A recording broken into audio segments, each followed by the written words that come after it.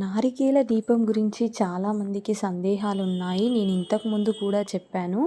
అలా అస్సలు అపోహ పోకండి. నారికేల దీపం పెట్టుకోవడం వల్ల మనకొచ్చే నష్టాలు ఏం లేవు.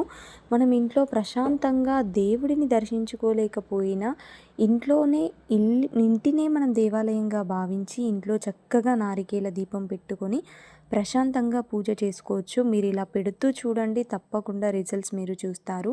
ఎలాంటి రిజల్ట్స్ చూస్తారనేది కూడా నేను లాంగ్ వీడియోలో చెప్పాను. నాకైతే చాలా ఎక్స్పీరియన్స్‌తో చెప్తున్నాను. ఒకసారి లాంగ్ వీడియో చెక్ చేసి అలాగే మనం మార్నింగ్ చేసుకున్న పూజని కూడా మన ఛానల్లో అప్లోడ్ చేశాను. ఒకసారి కార్తీక పౌర్ణమి రోజు మార్నింగ్ చేసిన షోడశోపచారాల పూజని కూడా చూడండి. చూడని వాళ్ళు ఎవరైనా ఉంటే. అలాగే ఈవినింగ్ పూజని కూడా నేను అప్లోడ్ చేశాను. ఇక్కడ లింక్ ట్యాగ్ చేస్తాను. ఒకసారి తప్పకుండా చూడండి. అందరికీ కూడా మన పూజా వీడియోస్ నచ్చుతున్నాయని అనుకుంటున్నాను. మన విధానాలు కూడా. ఎందుకంటే చాలా సింపుల్‌గా ఆర్భాటాలతో అయితే ఉండవండి. ఈజీగా మనం ఓన్లీ భక్తితో షోడశోపచారాలతో పూజలు మాత్రమే ఉంటాయి మన వీడియోస్‌లో.